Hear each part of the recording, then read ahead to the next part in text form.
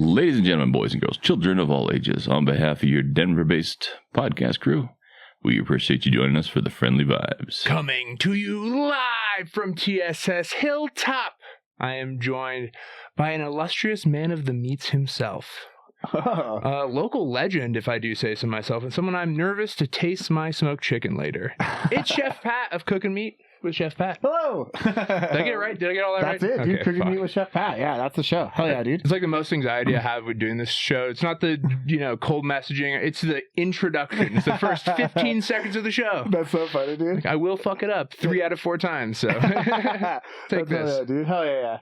This is awesome. Thank you so much for having me be here, dude. I am super excited. Yeah, we were talking a little bit about your YouTube growth. You just hit 500,000 views. Fucking epic. I think it was yesterday. How long have you been doing your show now? We started, the first clip was in June of 2024. And then the first full episode was like a little bit later in June. It was like June 22nd or something like that. So a year and some change. Yeah, we had some good views like right off the bat. We had some like shorts that went really big kind of like right off the bat. And it's been a lot of fun. And I think we take a different approach to like a cooking show. So I think that helps. Like we try to be as weird as possible, basically. So that's like the mission statement of the show. Basically, yeah. Like we thought when we were talking about it, we thought about this for a while. It was another like idea born of the pandemic. So when you say we, my partner, so the guy who's my producer, editor, like he behind the camera, gotcha. Ricky Benedict. He's like, him and I grew up together. He went to film school. We like went to high school together, and yeah, he was always filming me doing dumb stuff. So we like translated that into like a cooking thing, I guess. So did you guys were high school buddies in Colorado, or where'd you grow up? I grew up in Los Angeles. Yeah. Okay, so we grew up in LA together. Yeah, nice. So we met in 8th grade. Wow, and then went all through high school together, and then went our separate ways as adults. I became a chef and traveled, and he stick with film school and stayed in LA. And then pandemic, same thing. It was like there's nothing going on, and it kind of went through a bunch of different versions until we landed on the one we liked. And then it was just kind of came down to it was like the simplest one of like the recipes are real. What I cook is like a real recipe. Everything else around it is just like nonsense. So just try to make it as weird and as silly as possible. So it's been a lot of fun. Yeah, I think it's been a good time for all of us. So a foundation of the food being real and the rest of it being satirical, fun, yeah, absolutely. Goofy. Yeah, like if you watch the show, you would never believe that at one point I was a real restaurant executive chef. Like that's kind of the goal, is to like when we first started, like the perfect reaction if someone watched an episode would be like, what was that? You know what I mean? Like, was that real? You know what I mean? So I think we hit it in a lot of episodes. Yeah, we wear a lot of costumes, and we have like overline like story arcs that go across seasons and stuff. Like it's all unnecessary for like a cooking show. But yeah, we have a lot of fun doing it. So you're fitting right in the vibe of what we're going with here, because what the hell am I? What is this thing? Yeah, that's I like that, Mark. That's a good place to be trying to shoot for creatively. Awesome. Yeah. We have a good time doing it, and it's led to a lot of really cool things. I work a lot at Dude IDK Studios now in Denver. I'm like the studio chef there, so most shows I cook and bring food down and sell it for the show. And I love that. I do 2 nights at the Comedy Fort a month, and I do podcasts now. You know what I mean? Like I'm doing a roast battle next month, or next week's rather. And so it's cool. It's led to a lot of things that I didn't think would come from me and my buddy like getting together and be like, dude, let's film like the dumbest cooking show ever. So it's been awesome. Dude. It's been a great. Yeah, I got to do craft services at High Plains that one night. I did the Denver Sketch Festival. It's been awesome, and people have been, dude, Denver like comedy and comics and everybody have been so nice and warm and welcoming. And I think it might be just because I bring food, but I'll take it. You know what I mean? Yeah. Everyone's been super cool, so I've had a really good time. Yeah, that's fantastic. Absolutely. And so, are either of you like of comic background, or do you just big fans of comic? How does it seems you seem intertwined with the Denver comedy scene in a lot of ways, and obviously cooking at these venues and all that. That's probably part of it. But like, how does that connection start? So we, when we were kids, Ricky was always filming, like I said, kind of filming me doing dumb stuff, and he went to film school, and we started like legitimately writing shorts and short films and little sketches and stuff like that. We'd always film it for his film school classes and projects and stuff, and it was always like super kind of weird, like silly slapstick comedy stuff. And so we just always loved that. We just for all through high school we filmed stuff. We made a couple of short films, like just like on a camcorder or whatever, like Adobe, like the old school Adobe editor and stuff. Before YouTube, like I'm gonna age myself, but it was like before YouTube. How old are you? I'm 39 in a month. Yeah. Shit, dude, you look great for 39. Thank you. I hope I hold except up for the that gray hair, but yeah. No, that's just wisdom. Dude, that's showing through. Like 12 years in the kitchen, a professional kitchen. For sure. But yeah, so if we're gonna do it, we're gonna make it silly. And I don't think I have like comedy chops or whatever, but we do have funny ideas, and I'm not afraid to like be goofy about it, you know what I mean? So we have some, I wouldn't say a comedy background, but we've done stuff like this before. We're grown-ups now, we have a little bit of money and can have like real equipment, and he has all the equipment. He's been collecting it the last 20 years or whatever, so he probably has like $6,000 of equipment for sure just stored in my office right now, for, you know what I mean? So it looks a lot better, and he edits it great, and like we have a lot of fun doing it, and like we have a meeting. That's the most important part, is just having fun doing so the thing. Fun, so and like I said, we always kind of imagined ourselves one day being like writers for like movies or something like that, or having our own like sketch show or something like that. And then so there's always this like comedic undertone to your friendship and creativity, like all through coming up high school, college. Absolutely. Got it. And so this is kind of a cool way, like 20 years later after we went separate ways, it's like even if nothing ever happened, it was a lot of fun to like do this with my friend again, you know what I mean? So yeah, it was tight. So that's and it's led to a lot of great things, so we're gonna do it until the wheels fall off. Exactly, until it's not worth doing doing anymore. That's what the kids say. There you go. That's my new thing I stumbled on this week, Grant. I think I'm gonna like for transitions in comedy, like non sequitur phrases followed by that. That's what the kids say, but things that the kids don't actually say, because you can't use 6-7 because the kids are saying 6-7. Yeah, exactly. 6-7, yo. Yeah, I don't know why they're saying, but the kids aren't saying kids. He's almost 40. Yeah, dude. You have kids? No. Oh, no, I thought they said no, he is kids. Oh, gotcha. That makes more sense. Hell yeah, dude. Just like how like I speak for the trees, he speaks for the kids. Just don't let him talk to your kids. Hello, fellow young people. Grant Lucas is here, folks. Thank you for being here, Grant. The man behind the camera tonight, making sure that the chicken doesn't burn down the house while we're doing this. So, hell yeah. An unsung hero. There's no camera on him, folks. 6-7. Well, fuck yeah, dude. That is epic. Sorry. So, like a little over a year, just having a blast with it, getting so many more opportunities, like you said, saying yes to as many things as you can to get yourself out there. Sure. Yeah. I mean, at this point, you're, in my eyes, as someone that's like tries to be a student of the scene. It's like, you are part of the scene, bro. Yeah, that's so cool. I've gotten that compliment before, and I'm so honored. Like, honestly, like, I always say, usually after every show that I get to cook for whatever, it's like, I'm just happy to be here. Like, I've been saying for a long time, I feel like I'm the Forrest Gump of cooking, where I just keep stumbling into these incredible, like, situations and, like, scenarios. I work with amazing chefs, and I like, dropped out of high school and just started, like, as a busboy and dishwasher and stuff. Let's go back to then. Give me, like, let's do a little arc, because that's what a lot of people like to listen to, is, like, people's life arc. Sure, yeah. That's what I'm interested in. Is like, I know you can give me some wisdom that I could take forward in life and hopefully not make 3 mistakes I might otherwise. Sure. Whether it be a meat or otherwise. So it's like, all right, you drop out of high school? Drop out of high school? Yeah, I dropped out of high school. I got a lot of trouble in high school. So I left high school early. I spent like the second half of junior year and the first like quarter of senior year and that whole summer in between in a rehab in Utah. It's one of like the lockdown treatment facilities in Utah. I went to Provo Canyon School. And so when I got out, I was just like, there's no way I was going to catch up. And I didn't care about school at that point. And my parents had always said like, well, I had always said they said it, but like it was more clear at that point in my life. Like, you can go to school or you can go to work. And I was just like, I'll just go to work then. I'll just start working. And so I left school, I left home, I started working, and I was just like, whatever, dude. Not in the kitchen. I was a plumber. I cleaned pools. I broke concrete. Wow. Just whatever I could do. And then ended up in the restaurant, like busting tables, running food, washing dishes, whatever. And then. So how old are you now at that point? I'm probably 19, 20. Okay. Yeah, and Ricky and I are still on the side doing comedy and stuff. Yep. So I'm not taking restaurants seriously at this point. Him and I are still like writing. We're still doing a bunch of stuff. Like, you're still creative in your mind. Yes, exactly. Yeah. And then this is what kind of was a turning point for me. I was trying to do stand-up, and it wasn't because I wanted to be a stand-up comic. I was kind of trying to follow the path of like Jim Carrey, Eddie Murphy, Adam Sandler, where it's like they did comic like stand-up, but it turned into TV and movies. You're just doing this so an exec sees you and lets you sell the script. Exactly, Yeah, because there was still YouTube really wasn't a thing at that point. It was there, but it wasn't what it is now at all. So we just didn't know what to do or how to tell me what year this is. Take me back to this fine American dream. Probably 2004, 2006. The Bush era. Yeah, yes, it was the Bush era. Yeah. Oh man. So it wasn't like we didn't know what we were doing. We just tried to do that, and so I was just doing whatever, dude. I was just doing like open mics, never got real serious with it. Okay, not getting paid for spots or anything. No, not even close, dude. Like I did an open mic at a punk rock like venue in our neighborhood in Hermosa Beach, or like not my neighborhood, but close to it, and it was open mic. So I was like, dude, I'm going, like blah blah blah, and I went there, and it was like a musical open night mic, and I was the only guy that did comedy. So it was like all these like punk rock guys and like folksy guys, and like me in the middle, like telling bad jokes. Hey, how about my dick? Dude, it was horrible. So I went to the potluck at the Comedy Store all the time. I never got on. I had this one thing that I had working.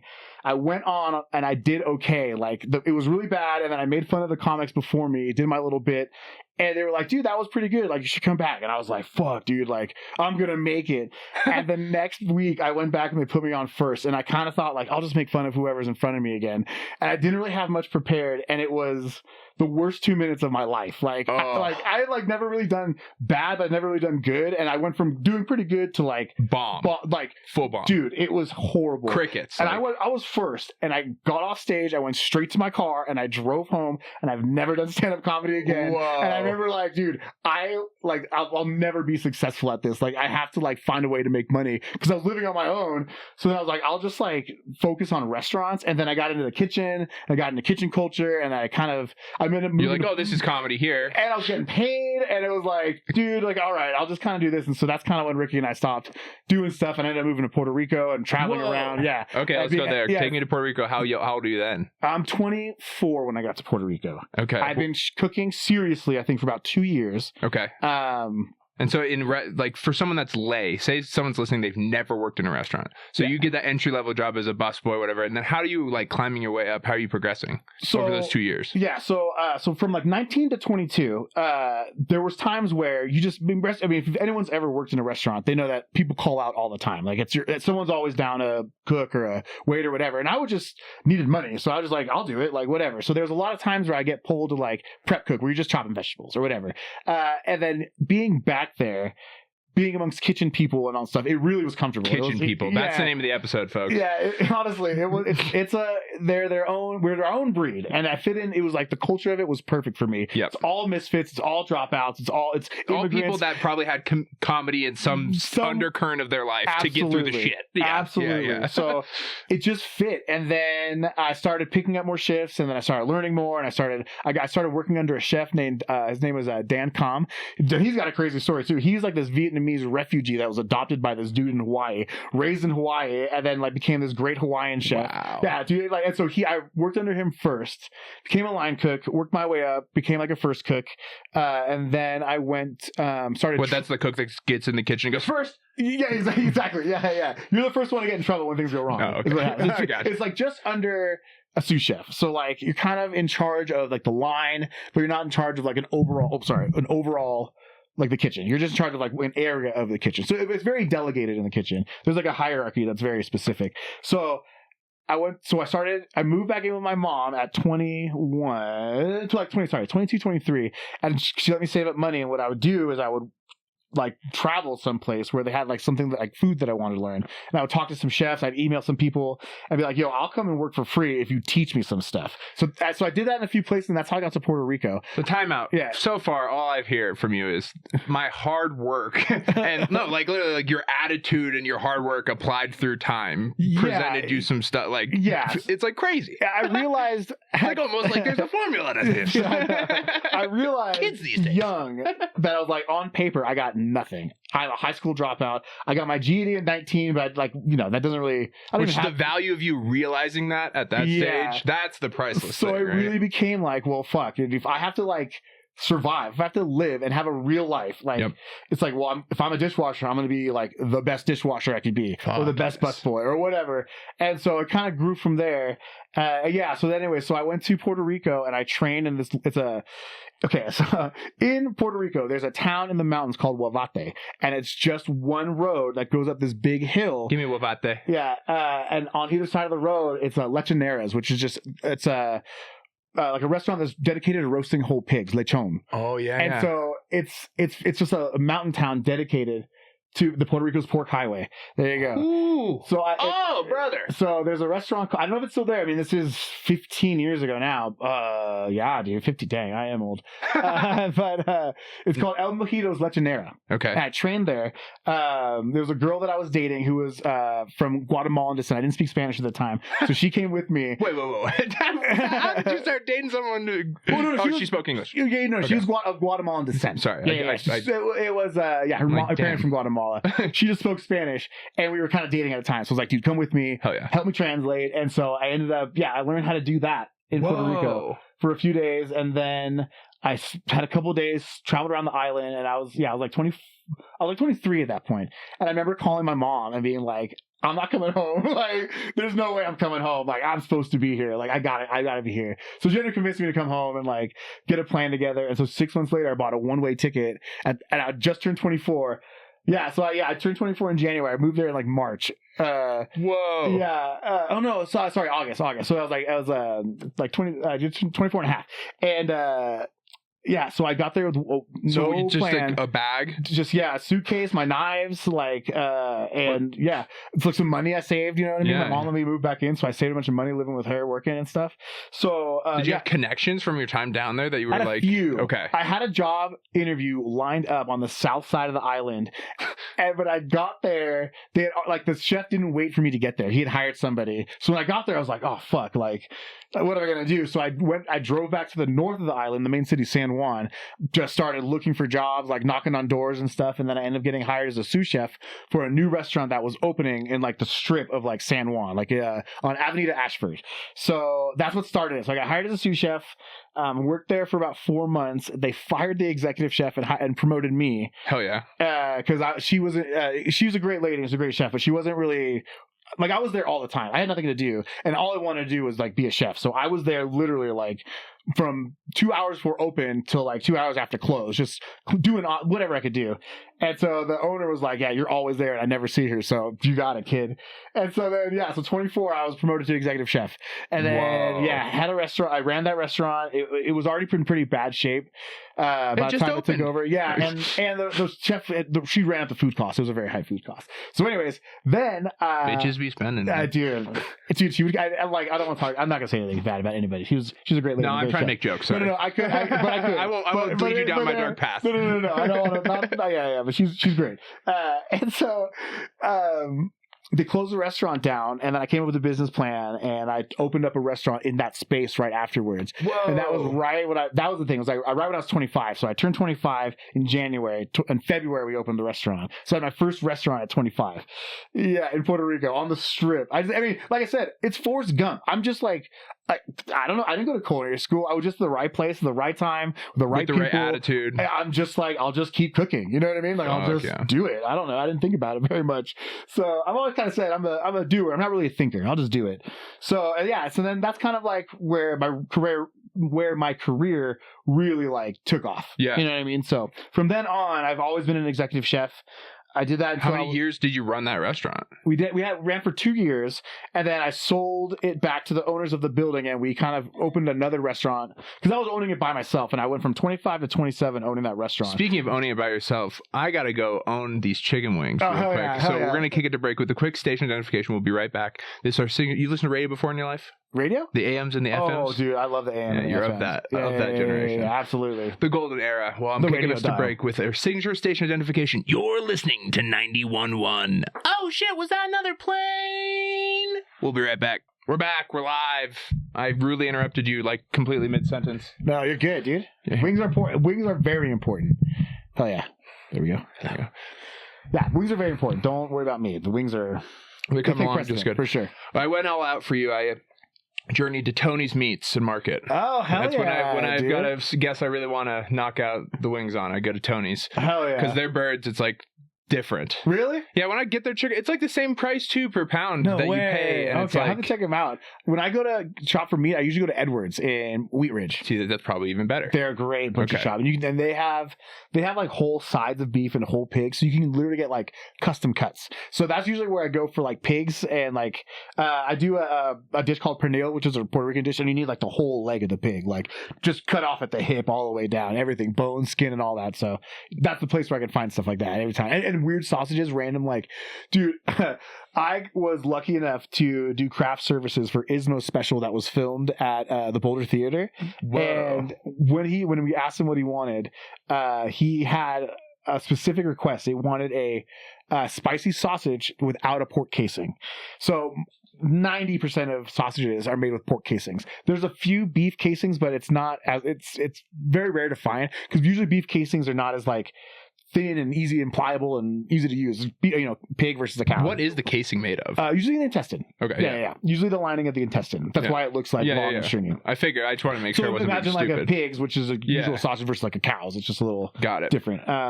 So It's those 4 stomachs. it is the 4 states exactly. Bastards. Yeah. I think it is actually. It has something to do with that. I think it's being so big too. I mean, think of a cow's poop. Like, you know, the whole thing's got to go through there. But what was I gonna say? Oh yeah. So there's a sausage from North Africa called lamb merguez, and it is a spicy lamb sausage that uses a sheep's casing. And Edwards Meats has it. Like, I like the most random sausage. So I cooked that for. I didn't cook it, but you know, I grilled it for him along with a bunch of other stuff for his special. Yeah. So anytime I need like a specialty meat or something, I always hit up Edwards first. They usually have it. Yeah. So Edwards Meat in Wheat Ridge. Speaking of like good meat setup, well, dude, wouldn't it be nice to get a meat sponsor? I'm trying to. You know what? My show is sponsored by a ranch. Dude, we get free beef for our show. Nice. Shout out to ChristensenRanch.com Christensen Ranch. And if you want, you can get 10% off with code Cookin Meat at their website for your first order. ChristensenRanchBeef.com. Hell yeah. Or ChristensenRanch.com. One of the two. Yeah. ChristensenRanch.com. Yeah. There you go. Yeah, that's it, dude. Hell yeah. They're awesome. Yeah. So they give me free. All the beef that you see on our show is from them. And then they gave us this awesome, you know, like the diagram of a cow that breaks it up into these. We call it the periodic table of beef. Nice. And so it's like the periodic table of beef brought to you by Christensen Ranch. And so every time we do a beef, you reference where it is. Yeah, and then we kind of explain it a little bit poorly. We explain it poorly. I love that. Yeah. So yeah, ChristensenRanch.com. They're the best, dude. We do get free beef from them, but not in my real life. It would be sweet if I got free beef all the time. Yeah, no. That's sweet. I love to see when comics are like have a spread in the green room. Yeah. And like last night actually, Tamua was at South, and someone had brought like a big spread of Hawaiian food, and he didn't let me leave the green room. He's like, you have to take some. Like, we're not gonna finish this. Take some. That's awesome. I was like, oh, thank you, bro.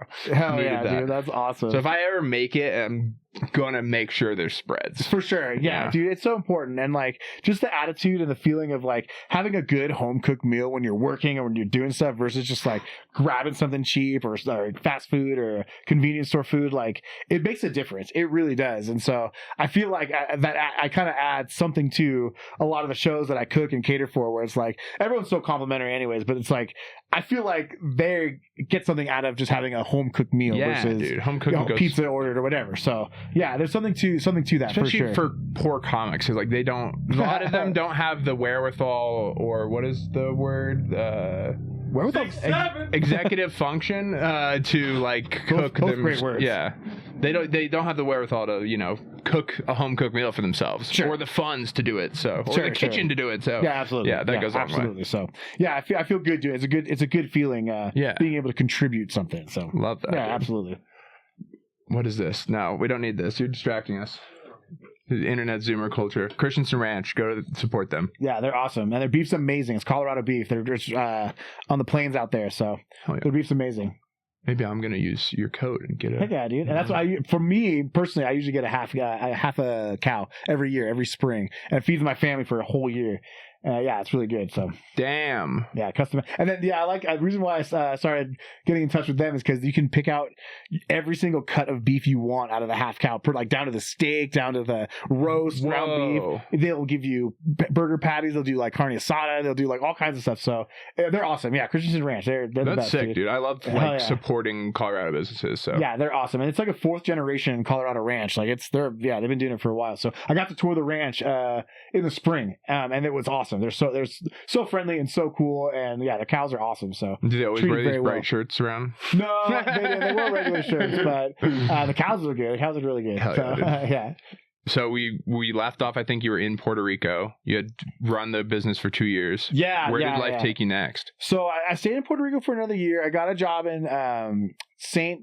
Thomas. Aquinas. Yeah, St. Thomas in it's one of the U.S. Virgin Islands. Okay. I worked there for a couple months. It was a golf course. It wasn't a good fit. And then I came back to Puerto Rico. I worked for the Doubletree Hilton. I was the executive chef of the Doubletree Hilton in San Juan, and I was part of a restaurant group, like a hotel management group that had a couple of different hotels. So I got to help out at the other hotels and stuff. There was one that opened while I was there that I got to help open and start the food there and help over there and stuff. So I just kept working in chefs. It was a little more corporate and a little more serious. And then after I lived there for 4 years, and it was just time to come home, or come back to the States, I guess. I moved back to California, to Central California. I got a job as an executive chef of a restaurant and a hotel called the Apple Farm, and it is San Luis Obispo, California. And it was really cool. It was a good place for me to like get back into and start working there again. Yeah, there it is, right there, San Luis Obispo. So I was there for like 2 years, a year and a half, 2 years. And then it was a great place to work. Like the people were super cool. It's a college town, so it was all college kids. And I'd come from kind of a serious dining, not serious dining environment. I took food very seriously. And these slow kids, it was really like it was not serious. And like, dude, like probably 70% of the clientele was like old people, and so one of the reasons why I started there, or they wanted me to come there, was to like update the menu and try and get younger, foodier people, whatever. But the regulars hated it, dude. I like hated it.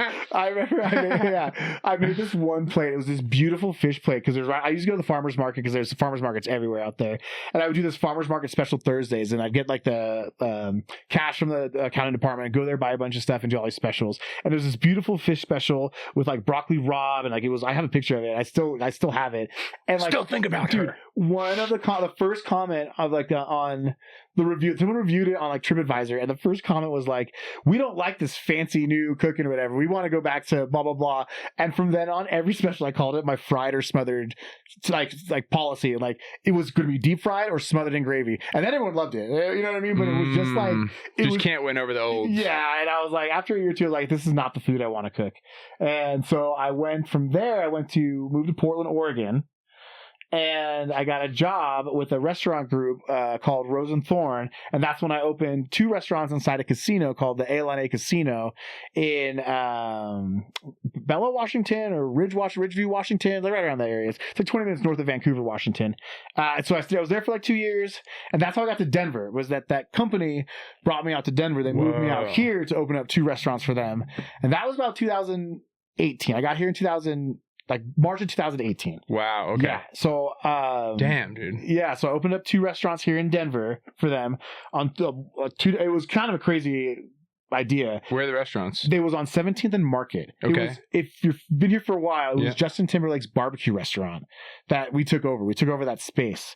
And the top floor was the same thing that we did in Washington. It was like this international street food, which was while I was a chef, I excelled at that kind of stuff.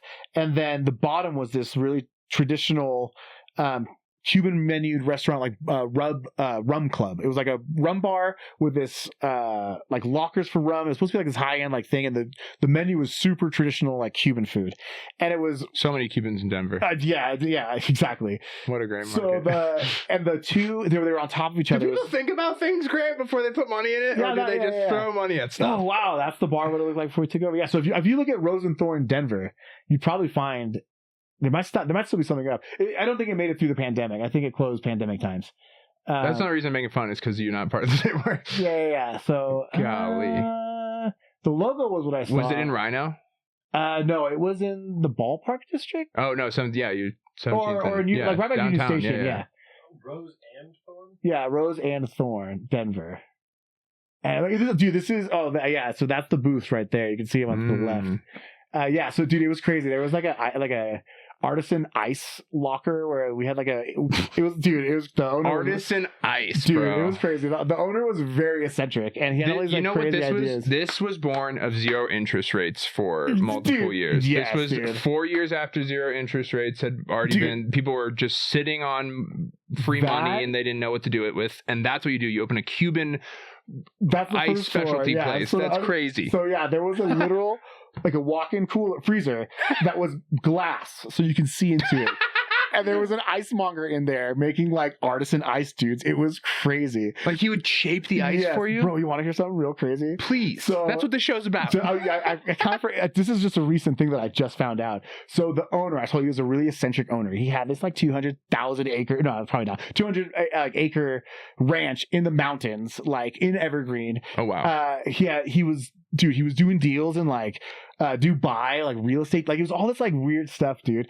And so he just had this like had so much money, like he was just throwing money at all these things that he wanted to do. None of it was functional. It was all just like the other chef that I used to work with says it's like all tits and no brains, dude. It's like everything's flashy, nothing works, and like dude, like I found out a couple months ago he defrauded this capital investment group. He like seduced this secretary who stole $9 million. I read about this and like funded all these. Dude, I work for him. Like I know him, dude. So like I got out without knowing any of that. I left because I had kids and like chefs and kids. Just like I'd never met a chef in his 50s that tried to have kids in his like 20s or 30s that like didn't end up divorced and his kids hate him. You know what I mean? Like you have to pick. You can't be a chef and a dad. It just doesn't work. So like a good one, anyways. So I've been the shout out, and I shouldn't say that. Like it's hard. It's very difficult. It's very difficult. Yeah, statistically I'm sure people can nearly do it. impossible. So I chose family. I didn't have kids to never see them. I was working like 80 hours a week at that point. Wow. So I got out in June of 2019. It was my last like month in a restaurant. Wow. And yeah, but this all just like happened I think in the last year. So he's being sued all over the place, dude. Well, there's a bunch of restaurants they owned, right? Dude, it's crazy. I didn't know any of this until I started reading into it. Well, it's all publicly reported now, so we can talk about anything that's been publicly reported. Yeah, no, it totally is. That's how I Googled him. I wanted to know what he was up to, and that's what I found. I was like, whoa, like, but what's he had dude's like, name? What's the guy's name? It's Sean Ellis. And it's R. Sean Ellis. Did he spell it like the wrong way? No, like that, just like that. Wrong. Ellis, yeah, exactly. And so I think it's R. Sean Ellis. And if you, yes, I think that's it, dude. Pull up that Gov info. That's him, dude. That's him. Yeah. So there's a lawsuit. Oh, he cleared his LinkedIn. Oh, dude, he's go to that or the third link maybe. Yeah, dude. Anyway, so yeah, he had been, and I didn't know this, but before he had like defrauded all these like Indian casinos, like he through this like management group. Nah, that's not him. The guy, that's him right there, dude. That's in Rose and Thorn. Hell yeah. Dude, that's crazy. Yeah, so it's crazy. So all that money that we spent on all these restaurants, dude, he would give me like freedom to buy all this equipment and all this like stuff. All of it stolen money. Read that case while we're talking and see if you find anything interesting in that. Like, yeah, if you put lawsuit Rose and Thorn, because that's crazy. Yeah, I think it gives you like I think that's it, dude. Yeah, so I think it'll tell you. So he had like 30 LLCs, and all of them were doing different things. He was stealing money. Probably stealing money from other businesses between each. This stuff. Yeah. So he tried to open this hotel that was going to be like athlete specific hotel, and was getting funding for all this, and then all of it he like just disappeared. Like hadn't heard from him so long. The company it closed in the pandemic anyways, so like wasn't sure the timing of that. But yeah, dude, like crazy. Whoa. So that whole time I worked for about 3.5 years. Dude, I spent the night at his ranch in Evergreen, like when I first moved here, you know what I mean? Like all of it stolen. Crazy. Whoa. Millions of dollars, dude. Yeah, it's wild. So yeah, the restaurant industry is fucking tight. So he defrauded like other investors in this thing. Yeah, dude. There were smaller investors, because I used to cook for some of these like investor meetings. We're like, oh, we're talking like $50,000 parcel for that's X percentage, whatever. And so there's little ones. This is just the big one, dude. This is like whatever is the plaintiff is like a capital funds group, whatever. Oh, and then he had been sued a decade before from defrauding like an Indian casino. They gave him a bunch of money to do all this stuff, and he like never did it. And, yeah, dude, he was like this super shady guy that I found out all this stuff later. But yeah, man, restaurant industry, dude, it's shady. So, sorry, I got out of the right time. Forrest Gumped it, dude. I got out at the right time. I was involved with none of this stuff, dude. And like, yeah, dude. You had no like inkling that this dude was anything he was but shady. like you could tell. You could tell he was shady because I've been around wealthy people and wealthy people that are shady for like most of my life because of just being around entrepreneurship and stuff. Sure. And it's like you can sometimes pretty much like be like use this. Yeah, and he was a great salesman. I mean, you could see people just like just eat it up, dude. Like I know people personally who gave him money for the business and stuff, and it's like you could just tell. Like, dude, he went off to like Dubai to do this like real estate thing, dude. It was like Arrested Development style. It was like you're doing something, you're making contracts with somebody that like you shouldn't. You know what I mean? Like, it's all shady stuff. So he paid great, which is why I stuck around, but I never got like. Especially once we got out here and I got to see him up close and I was working with him directly. Yeah, dude, shady stuff. That's fucking restaurant people are fucking shady, dude. It's a shady industry, man. A lot of cash, a lot of college kids, very impressionable kids. Like so many people, especially in the back of house, get lost to like drugs and alcohol and shady shit, dude. So yeah, man, it's not surprising. The amount of money was surprising. That was like crazy when it was like it's like $7 or $9 million. It's an odd number, but yeah, that's a lot of money to steal through a secretary. Like the secretary or associate was there who like, I don't know if he like seduced her, but you know what I mean? Like worked her, got her to like steal the money and send it to him. Crazy. Yeah, dude. So anyways, yeah. Well, that is quite the reason to have moved to Denver. My goodness. Yeah. And then, so now are you full-time just doing gigs with the like independent cook? Yeah, exactly. You're an independent chef. Okay. I left the restaurants. I became a stay-at-home dad. It's funny. I love that. My dad was a stay-at-home dad for several years. It's stay-at-home dad, at least for some portion of the childhood life, is I think it's tight, dude. I have 2 boys too, so it's like it was fun, man. Dude, and then people would say like. Going from an executive chef to like a stay-at-home dad, there's a lot of transition or whatever, but for the most part, dude, it's like, how you doing? Is it tough? I was like, bro, I'm like smoking weed, eating chicken nuggets, going to the zoo, like watching cartoons, like hanging out with my kids. Like, dude, this is fucking awesome. You know what I mean? Now they're older, and now it's not as awesome, but when they were like little, it was tight.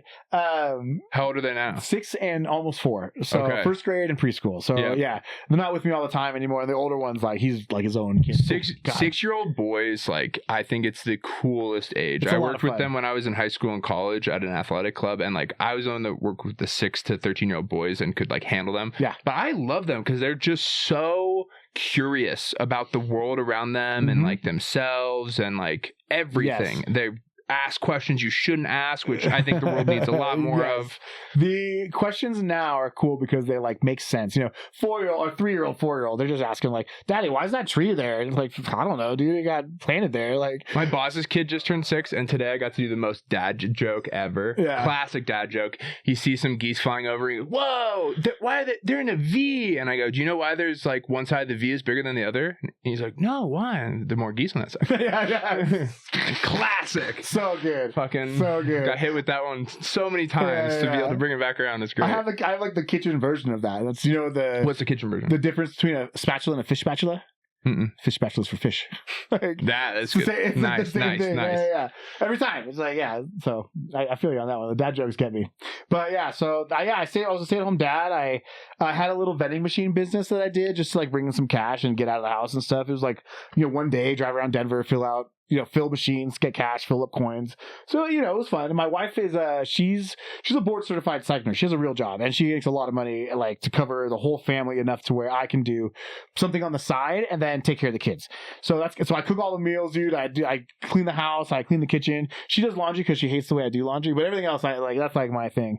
So it was a lot of fun. And then I was enjoying not cooking for a little bit, like seriously cooking. And then after about 2 years, it started to really like I missed it. I missed not so much restaurants, but like really cooking. Cooking for people, spreading joy through food. Exactly. Yeah. And it's I always say I'm not very good at a lot of stuff, but I'm good at cooking. You know what I mean? Like it makes sense to me, and I personally get a lot of joy and satisfaction out of doing it. I could sit cook for 10, 13 hours straight and not be tired of it and just enjoy it. You know, a lot of people like get tired, like when they cook something for a long time, they don't want to eat it because like they've smelt it for so long. So I'm not like that, dude. I'll get down on it.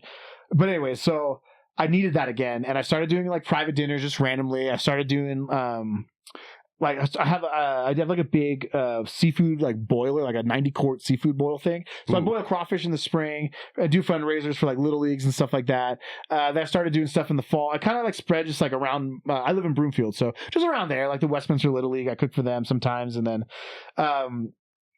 when just to get your feet wet. Yeah, just to scratch the itch. Yeah, it was on my own terms. Yeah, it wasn't serious. Like everything was small scale, so it wasn't like I didn't need a team or whatever. I got to do it at my house, and then I was like, I want to get serious with the catering. And by that time, so this is probably like 23, 24-ish, me and Ricky had been talking for a while about Cookin Meat. We originally wanted to do it like a tool time kind of thing where it was like a show behind the show where like we had a cooking show where everything was always going wrong. I'm setting myself on fire, getting burned. Food's always getting burned. But then like there's this show that's like outside of the show that we were going to be scripted, whatever. But it was just like, it just didn't make a lot of sense, and it was going to be too hard to film and sets and all this stuff. So we kept talking about it, and it went through like another version of like, what if we do like pop-ups in different kitchens and restaurants and, blah, blah, blah. And then finally we just landed on, what if we just like made a traditional cooking show and then just made it like everything else is dumb. Like the recipe's real, but everything else is just as weird as we can get. And so with the catering and that idea, I dropped a lot of money and remodeled my kitchen, and I have a full-on like studio industrial kitchen in my house that I can cook now, dude, and I can store a ton of food. And I was like, we'll do the show. I'll do catering. We'll try and write off as much as we can, you know what I mean, and make it a business. And that's how we started doing like Cookin Meat and doing bigger catering jobs. Wow. And the reason how I got in with Dude IDK is after a month of doing the episodes, we didn't know anybody. I only know some chefs who thought it was funny, you know what I mean? But I was like, we should just try and get this out there. And Ricky was pretty far removed from like LA producer types. Like he knew some kind of same, he knew some guys, but like it was gonna be a lot of work to get out there. So I just had this idea. I was like, I'll just look up like podcast studios, comedy studios, like anywhere where they film stuff, and I'll just go knock on people's doors and be like, I got this cooking show and I don't know what to do with it. Like, what do you think? Can you help me? Whatever. And you Forrest Gumped your way into Nick Himbley's I knocked on the door at Dude IDK on like August or September maybe. And he was recording a podcast. He like came outside and I was like, said just that. I was like, dude, I got this dumb show. Like, I don't know what to do with it. So I come back in like a week and we'll talk about it. And from there, it like has gone on to like other things. He helped me promote it. I was trading, and so we kind of worked out this deal. It was like I would trade food for promotions. I'd cook in my house. I'd bring food down for like podcasts, like whatever shows they were doing, and just like have food or whatever. And then eventually, we just decided to like go into like kind of business together. And I do food at all their shows. I do craft services for their specials. So I get a little piece of I get a little piece of the door, a little piece of here, like, then I get to sell food. And so it's been working out great. And so, and more importantly, I get like front row seats to see comedians all the time and like hang out with comics. And like kind of like you said, I kind of cooked my way into the Denver comedy scene. And now I just did the sketch festival, the Rise Comedy. They were super nice. Everyone was over there super nice. They're like, dude, you should come here and cook for us one night. And I'm like, hell yeah, dude, I will. So it's cool. Everyone's been super friendly and super cool. And like, again, I just Forrest Gump my way into it, dude. I don't know how I got here, but I'm super grateful. And it's been a lot of fun the last like year and some change. So that's epic, dude. Yeah, dude, it's a lot of fun. Yeah. So yeah, like 20 years later, I'm living my dream, somehow doing like kind of like comedy, kind of doing like being in entertainment. And I didn't think it'd be on this side of things, on like the backs, like the craft services, sound, all that stuff. But that's what I've been doing for the last 15 years in the kitchen, is being in the back. So it's very familiar. Like, you know what I mean? I'd rather hang out with the crew and the sound guys and the audio guys and who's going on than like, I mean, the comics are great. I love hanging out with them and goofing off, but like, I'm comfortable in that environment of work. You know what I mean? Exactly. So yeah, it's like I have this awesome place where I can cook what I want. I get to sell food. I get to make a little money. I get to be a part of comedy. I have my own. I keep hitting this thing like that. I have my own like creative outlet with the show. It's like, dude, I fucking living the dream, bro. I don't know how I made it, but living the dream. Living the dream, dude. Yeah, I have nothing but gratitude about everything that I'm doing right now. For sure. Fantastic. Oh yeah, dude, it's awesome. That's epic. Speaking living the dream, dude. That's the Earthremer's mission statement. OG mission statement of Earthremer, living the dream. So I love it, dude.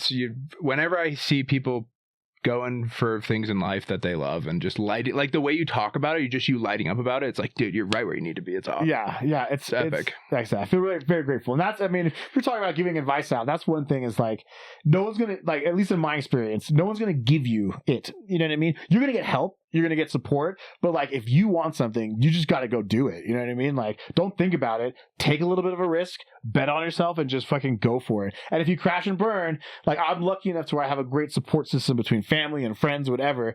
But I hadn't, and trust me, I have failed miserably at points, dude. Like, I've had some really bad times, but overall, you know what I mean? You just keep showing up, you keep working hard, and like you're saying, luck meets preparation meets the right situation, and good things happen. So I feel good about love that, dude. All that for sure.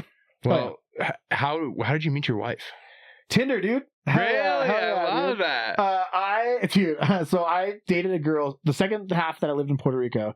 I dated a girl seriously, a Puerto Rican girl, and I thought that was it. You know what I mean? We moved back to California together. It didn't work out, and then when I moved to Portland, I was like, I'm in my slut phase, dude. I am like, dude, Portland's already kind of a seedy town, and it's just like, for that time in my life, it was just like, dude, I don't even care, man. It's going in everything, dude. And I had a lot of fun in Portland, and so when I left Portland to come in that area of Vancouver, came here, and I was like, I need a break, dude. I kind of hooked up with this girl that was a little too much, and like, wasn't a good situation. I need to get so I was like, all right, I'm just gonna like not do it. Like, I'm just gonna get here, get settled, blah blah blah. You came here as a celibate monk. Yeah, exactly. That's totally like changed my life around. Yeah, I was born again somehow. And so so then after I think like 5 or 6 months of being here, like single, getting used to like the area, meeting some friends, like establishing myself a little bit. I got on Tinder, and then it wasn't very long. I met my wife. She's from New England. She was moving here, so she had like just set her like settings to here, location to here, and so we like hooked up instantly, and it was one of those like love at first sight things, dude. Dang. We met, we talked, we like texted each other, we FaceTime like the next day. Within 3 months, she was living with me, and I got her pregnant. Yeah, dude. And then we did it all out of order. She moved in, I knocked her up, we got engaged, we bought a house, we had a baby, and then we got married. Nice. Yeah. And it's been 7 years, dude. And this marriage is tough, and kids are fucking tough, dude. I got 2 boys. They're fucking nuts, dude. But like, yeah, dude, But you wouldn't trade that, right? No, do you know? I just got married like a little bit over a month ago, and congratulations, dude. I'm like, oh man, I want to have kids, but then the circumstances, and it's like, you just got to do it though. Feels like everyone I talk to that has kids just gotta do it. Dude. Yeah. Marriage is awesome, man. But it's work, dude. It is work, and so. But work brings good things, like always, you said. I'm not afraid to work hard, and we've stuck it out through a lot, and we're in a really good place in our marriage, and kids growing up, dude. Yeah, it's kind of cool to see everything fall into place. Now we're just trying to keep going, keep it going. Never quit. It's like Forrest Gump. If Jenny wasn't such a terrible whore, just a filthy whore. Yeah. Fucked a retard. Oh. Is he? Yeah, dude. That's what I'm saying. He's like, I'm sorry. Yes. Equivalency is here. My wife does that weekly. Grant, be kind to the guests. Grant, you're not supposed to call our guests that. I'll say, as I've left restaurants and entered like real world, I got to be on the spectrum a little bit, dude. I never write anything down. I don't have any recipes written down. Really? It's all in my head, dude. Really? Yeah, man. Like So do you have like favorite thing to make, or like something that you make your boys and they love, or I cook meat a lot. I'm very good at cooking steaks and stuff. We tried to do the math the other day. I think I probably cooked close to like 70,000 steaks in my life, and what so it's one of those things where like it's second nature, dude. What was that? You do want something for 100 hours or whatever, like 10,000 hours. You're a master. I can just cook a steak. Like it's fire, meat, salt, and a piece of metal. I can cook a steak. So we do that a lot, and then, but what I love, the way I love to cook are like big things, like roasting pigs. That's still one of my favorite things to cook, and I only get to do it a couple times a year, but like I love it. It takes me all day, but I lock in, dude. Like I say, it's like that, my autism powers, dude. Like my autism powers. It's like I can lock in and roast a pig for 7-8 hours straight, like never move. You know what I mean? Like I just get locked in on stuff like that. Next time my Centimillionaire boss, they like typically do like an annual pig roast at their.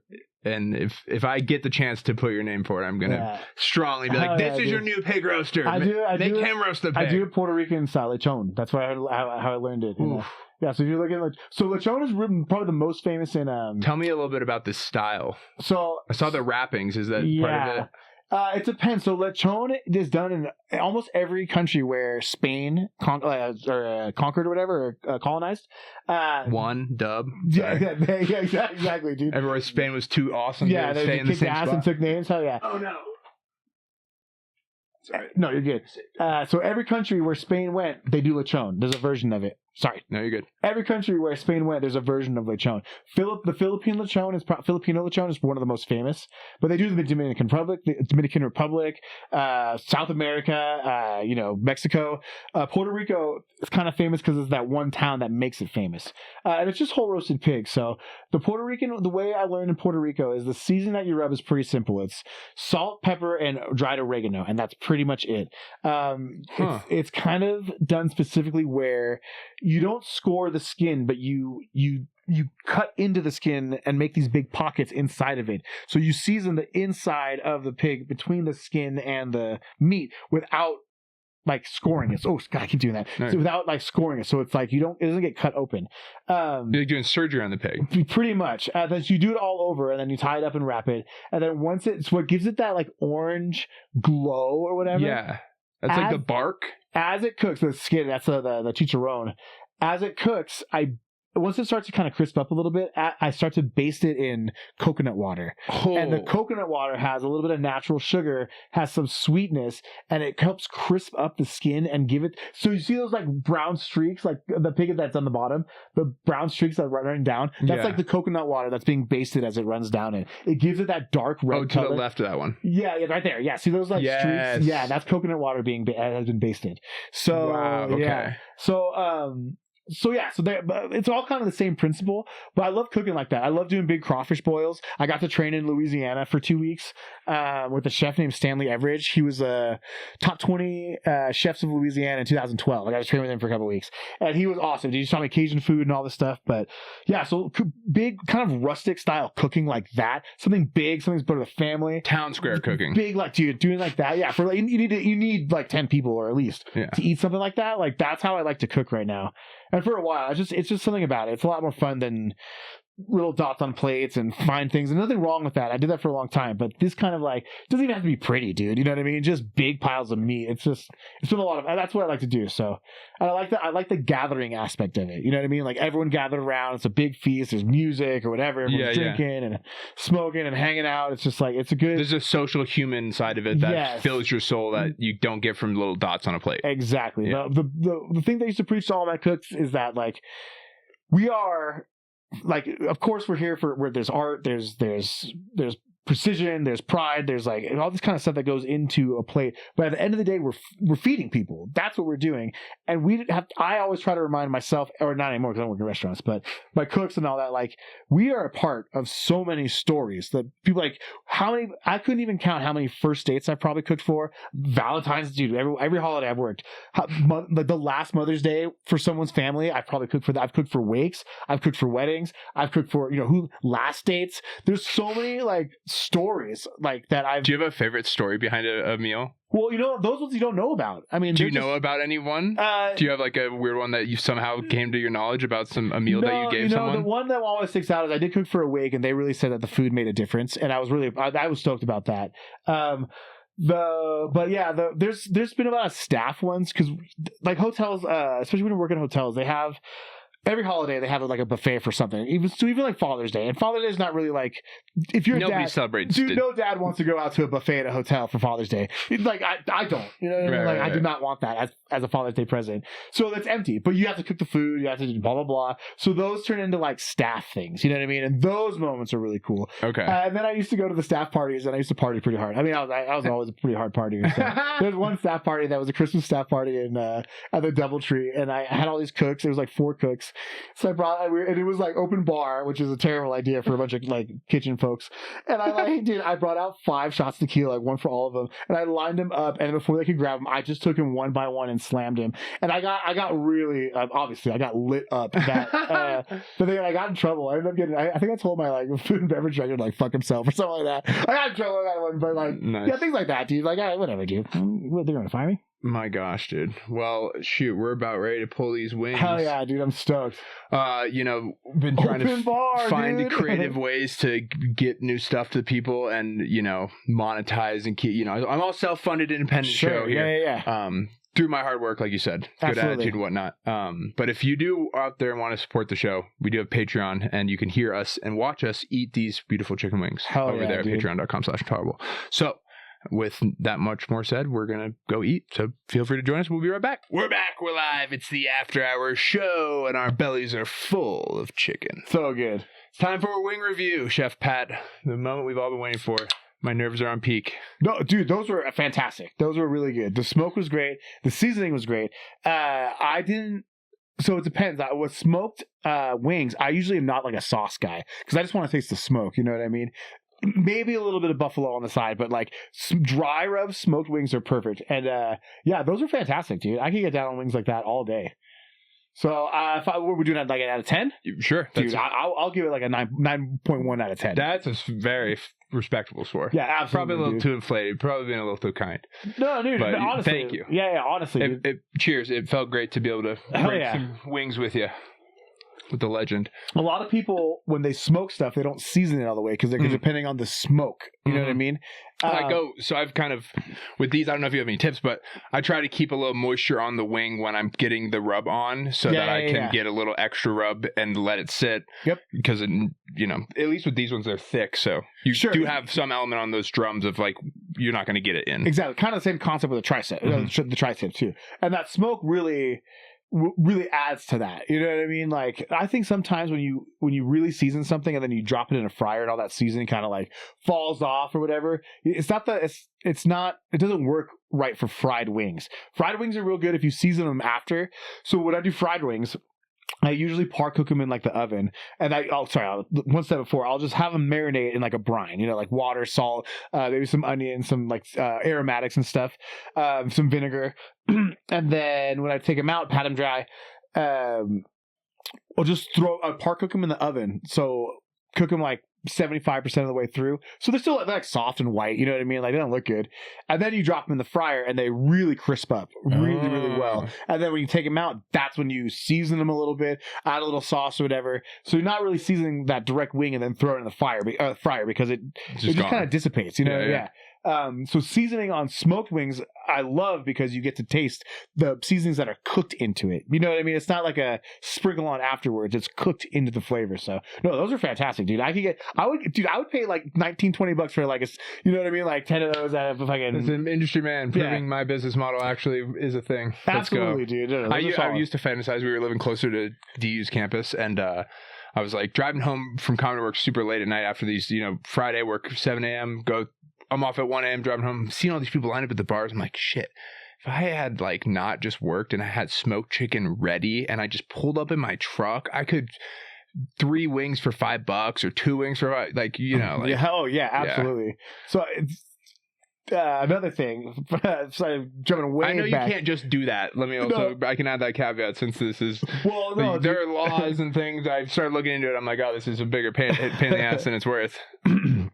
Before Puerto Rico, before any like executive chef or whatever, me and my buddy, we built a little like, I'll call it a taco cart, but we didn't just do tacos, but a little food cart out of the back of my truck. And we would go to bars. And so there's a bar where I grew up that stays up until 2, but the kitchen closes at midnight. So we show up at midnight. Across the street, there's a liquor store that we went and asked. Dude, I'm like 20, maybe 21 at this point. No, I'm 21 for sure. And we just asked. We're like, hey, dude, can we use your parking lot to like set up our little street food thing, or whatever? And the dude was totally cool about it. And the reason why I say that is because at the time we were like, well, if it's on private property, we don't need like the licenses or whatever. Like we're not doing it in the public technically because he owned the lot, and I'm pretty sure we were breaking so many laws. But that was our justification. Was like, oh, dude, it's private lot, man. Yeah, you probably could honestly get by with that. It's not bad. Our 21-year-old brains thought it was awesome. We didn't make any money because what we ended up doing was we would trade food for shots at the bar with the bartenders across the street. So, dude, we would run over there like a little to-go box full of food, and they'd bring a to-go box full of shots of Jameson and stuff. So we were just like, dude, it was awesome, man. 21-year-old dream, dude. Oh, dude, and I grew up in Redondo Beach, California, so this is like right on the beach, like pretty close to the beach. The beach is like maybe 200 feet away. Wow. We went to this little village where I grew up, dude. It was so fun. Yeah, no money, not a single dollar we made. I lost money on that one because I had that little like cooking thing built. So yeah, but it was so much fun, dude. Yeah, first business. Yeah. Well, if you want to join us for the eating, you can check us out. You get video and audio for that over at patreon.com/InTALLerable. It helps support our show. I think if you subscribe at the $2 tier, that's like a case of beer in a year. That's the cheapest beer. With inflation, it'll be even more expensive by the end of it. So thank you for your support for those of you out there. Oh yeah. Helping keep us, free speech free, so we don't have to worry about monetization on YouTube or whatnot. Absolutely. But because that's not going to happen, let's be honest. Nope. I don't know if it's going to happen with us either, honestly. even with 500,000 views, I don't think we're going to get monetized anytime soon. We have to reformat our thinking here because, dude, we just had Chanel Hughes on as like a guest on our show, and like the promo we did is her and I hitting a bunch of weed pens and like backing them fast and forth. It was like, yeah, dude, we're not getting monetized. Yeah, whatever. But I mean, you're having fun with it. That's what's important. And it's led to other stuff, so we can fund it now. And we were talking a little bit on that Patreon conversation about like weird foods and weird requests. We had a great story about one of the weirdest requests you ever got, and then you thought of a longer story. Yeah, it's not a weird request, but it's something that I wasn't good at. So I was the executive chef of the DoubleTree Hotel in San Juan, Puerto Rico, and a lot of the business that comes from those kinds of hotels are banquets. So like wedding, business meetings, whatever. There's a restaurant, there's room service, and there's banquets. And I was a chef of all of them. And the banquet sales team goes out and sells banquets, that sells a room or whatever. No way. Yeah, I know, crazy. And they sell me a room. Sell me this room. Dude, I forget, and I'm so sorry for anyone listening who's Jewish, but like, there's a Jewish holiday, and I think it's Passover or something. It's around Thanksgiving, and there's the tradition where you break a bone and all this stuff. There's a synagogue down the road. They sold the celebration at the thing. I've never cooked Jewish food. I don't know how to cook Jewish food. These are it was like 100 Jewish grandmas. Half of them from New York, half of them from wherever, dude. And like, they came to me and were like, yeah, we want you to cook this traditional Jewish like dinner. And I was like looking at the banquet saleswoman and I'm like, dude, do not sell. Like, I have no idea. Don't sell this. Like, please don't sell this. And of course, they sold it. And so the first menu testing, I had to do 5 plates. I think only one of them they liked. There's a dish called a gefilte fish. Are you familiar? Somewhat. It's like a jarred, like stewed fish. I know. I just know of that as disgusting. I've never had it. I've probably never seen it, but something in media has taught me that that's not good. If it's done by an old Jewish grandma, it's amazing. Okay. If it's done by me in Puerto Rico, it's fucking terrible. And like, it's like in water, and I didn't understand it because I'd never had it. Can you pull a picture of this so I can get a visual? It's Gilfete, I think, gefilte, or something like that. Yeah, so it's like a fish cake in water. So that's the fish cake, but it's stored in water. Like if you you can find them at the grocery store. Okay. And it's like a jar. Okay. Yeah. So I made this like a paste type of. Dude, I made these like disgusting fish patties, like blended up cooked fish with breadcrumbs and all this stuff, and then just like made a fish broth and like served them this like crumbling fish cake in this broth, and they were just like so mad. And like, dude, I ruined it. So all the stuff was wrong except for the turkey. That's the one thing I did right. Meat. And they still wanted to do it. They still like pushed for. They still were like, all right, well, we'll give you another chance. Blah blah blah. Like they gave me all this critique. They wrote down these recipes, whatever, and I like. That's what it looks like when it's done right, and that's not what mine looked like at all. And so then the night before, dude, it's around it's around October, and that's rough, and dude. I'm running an Oktoberfest specials menu for the restaurant. Okay, some of them are staying at the hotel for this big banquet that's happening the next day. I'm in the kitchen. I don't know what's going on the dining room. But someone ordered, so I have these German potato salad croquettes. It's German potato salad that's basically breaded and fried and with a little sauce. So it's like hot crunchy. Well, at least you know the banquet's not going to order those. Yeah, well, because they're German. Yeah, sorry. Well, and they have bacon in it. Oh, so there's two things. Two reasons for why these Jewish people shouldn't have ordered it. And there's this one table that just orders it, and they come back like, oh, they fucking love this. It's so good. I was like, oh, yeah, thank you, blah, blah, blah. They want another order. Perfect. Send it out. Come back. Hey, they're having this banquet tomorrow. They want to know if they can add us to the banquet menu. And I stopped dead in my fucking tracks, and I was like, is it an old Jewish lady? And they're like, yeah, it's an old Jewish lady. I was like, fuck. I just fed a table of old Jewish ladies a bunch of bacon. A bunch of, like, I'm going to Jewish hell. Like Jewish people don't have hell. Whatever it is, yeah. You're in luck. There is no Jewish hell. There's some... You pull a picture of Mel Gibson. Yeah. Thank you. I'm going to spend eternity with fucking Mel Gibson because of this, dude. But like, dude, so this art, like, everything's going, that hasn't even happened yet. The next day, sure enough, dude, nothing's going right. Like, I don't know how to cook this food, and it's all, they're so pissed, dude. All the Jewish ladies are so mad at me. I fed the lead Jewish lady a bunch of bacon the night before. They're like, did they know? Did she know? I told them not to. Like, do not tell them. Like, no, don't say anything. Just tell them that it's not available for banquets. It's only the dining room, whatever. And like, dude, we ended up having to refund him like 40%. The salesman was so pissed at me. Like, all of a sudden, I was like, dude, like, I don't know how to cook Jewish food. Like, and of all the Jewish people I could cook for, a bunch of old Jewish grandmas who've been cooking this food from scratch for 1,000 years. Like, I had no chance. That was one of the worst moments of my career. Where that was one of the ones where it was like, if they're gonna keep making me try and cook shit I can't do, like, I don't want to fucking do this. Bro, like, that's brutal. Yeah, that was the worst one. That's the worst thing I've ever. That's the worst moment of my career. Worst performance. You completely came out. And you had that stat line of the NBA player where he's like 23 minutes, 0 points, 0 rebounds, yes, 0 dude. assists. Yeah. You just getting cardio in. The You were percentage just of like doing win the probability, you know, after the first course, it was at like 3%, dude. There's no way. And I was so mad at that. But it was a good lesson to learn of like, you don't have to do everything. You don't have to be everything to everybody. You can say no to some stuff. Like, and I did learn something from that, but like, man, I was like, dude. Yeah, and I also have the policy now where if someone wants me to cook something and it's their grandma's thing, like my grandma used to cook, I say no, because there's no way I'll ever compete with anyone's grandma. You know what I mean? Like, you might have a recipe that she's made and it's simple, whatever, but I didn't make it like grandma. I just can't. I won't do it. I won't do that. You don't know the flick of the wrist. No, you can't pay me to do something that you want like that, because it will not be the same. Yeah, and you'll be disappointed. I'm setting myself up for failure. So. Well, but yeah, that was the worst moment of my career. That's wisdom, knowing how to avoid failure after all these years. Yeah, dude, because that was a bad one. I still walk face first and do it all the time at my age. So, dude, it happened. So, like, just for I forgot who. Oh, so the Jacob Rupp and Noah Reynolds, they have the Chicken the podcast for their.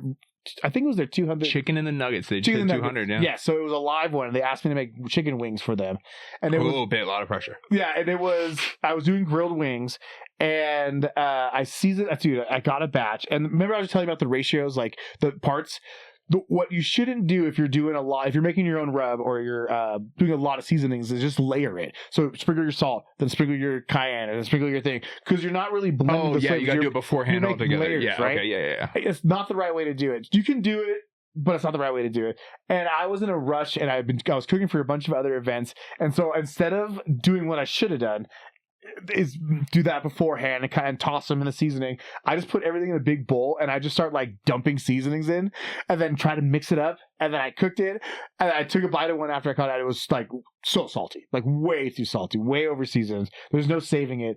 And so it's just like, fuck, like even now, all these years later, I'll still fuck up, dude. It's like and the only thing you can do with that is I shredded them all. Okay. And then I cooked them in kind of like a tomato juice that wasn't seasoned. So tomato juice with a bunch of herbs, onions, cilantro, that kind of stuff. And I basically made like shredded chicken for tacos or whatever. So you don't season the juice, so it kind of balances out a little bit. But at the same time, it's like there's $20 worth of chicken wings that I now can't sell. You know what I mean? I'm just going to have to find out something else to do with it. So it happens. You know, I've never batted 1,000, and I don't think I ever will. It's just, you know, the failures and the mistakes don't get seen. I'm not. You won't eat the food that I make that's bad. I promise. You know. So. Well, yeah. I've really enjoyed getting to know you, brother. Yeah, dude, I'm happy to hear about your insanely cool life where you just keep working hard and having an awesome mindset and things go well. I hope that more people can, maybe, and myself too, like adopt more of that in life. Of just like, blind faith, hard work, and a good attitude gets you a long way. Hell yeah, dude. Hell yeah. And man, thank you so much for having me. We've been going back and forth for a while, and I'm so glad that we actually got to find time to do this, man. This is such an honor, and thank you so much, dude. This is fantastic. Where can the people check you out, follow you, support you? I'm at Chef Pat, just Chef Pat on Instagram, and then Cookin Meat just about everywhere. There's no G, so it's COOKIN. Like on the hat, yep, right there. Yeah, exactly. On the hat, we're Cookin Meat, and we're on YouTube, Instagram, TikTok. We have a couple. We're like on Reddit, but I never post there. You know what I mean? Like I was on Twitter for a second, but I don't really like Twitter, so I don't really go on there. So you're not on Rumble then? No, I'm not on Rumble. We're on Grindr though. Yeah, there you go. But I feel like a Grindr profile for Cookin Meat. Honestly, we get some would traction. be way You'd more probably get some We'd be traction. monetized so fast, dude. We'd be monetized so first fucking week, dude. We'd be fucking rolling in dough. Dude. Hell yeah. You have to be a coffee guy to do Grindr. You know what, dude? And this is a real thing, man. Not a real thing, but if things go wrong. It's a real joke. It's a real fake idea that I have. If things go wrong and we're like, we're broke and blah, blah, blah, it's OnlyHams. It's just me, naked, cooking pork. OnlyHams.com. That could be a gold idea right there. That is the back and play. OnlyHams? OnlyHams, did you? Yeah. I said AI's taking everyone's jobs. Even the pigs are out of work. They're all on OnlyHams. That's pretty good, dude. I like that. Yeah, no. OnlyHams will be me naked cooking pork. So. Yeah, dude. Yeah. Well, again, keep your eyes out for that, folks, too. $1 billion idea. Yeah. Don't forget to like and subscribe. Go follow and support Chef Pat. And go to an event in the Denver comedy scene, and maybe you'll get some of his meat in your mouth. At Dude IDK Studios, we're almost every weekend we have shows, and I'm cooking, and then a couple times a month at the Comedy Fort. I'm almost getting ahead of myself here. Have you heard of this little country called England, Chef Pat? I have. Most of my family's from there. I'm actually the second person to be born in the States. Wow. Yeah. And they have this thing over there called knighting. Yeah. Here at Top Shelf Studios, after a long-form conversation, I'm doing the hiding. Oh, okay. Because all my life, people have been like, "Hey, can I get a couple inches? You can play basketball." You know, this shit, because of this physical frame I occupy. Yeah. And now I got this prefrontal lobe. I was like, oh, man, I'm like in a meat suit. Like waking up in a vehicle. I look out in the world, I'm like, wow, we're judging each other almost more than like anything else on like the size and color and shape of our like meat suits, these vehicles we're driving. It's like, totally seems so silly to me. So after a long-form conversation, I'm pleased to give you a heart height. How tall do you stand physically? I on a good day about 5'8.5". Okay. Yeah. Most days about 5'7.5". How many good days do you have? Not a lot of good days left, man. Chef, I'm running out of good days. Let's make this a good one. Chef Pat, I heart height the 7 foot. Oh, hell yeah, dude. Part of the 7-footer club. Hell Chef Pat with the big heart. Out here doing the most with himself and the world around him. Please go follow and support this guy. He's the best. Thank you for your time, bro. Dude, thank you, man. This was such an honor. I really appreciate this. Thank you, bro. Thanks for listening. And as always, fuck off and be well.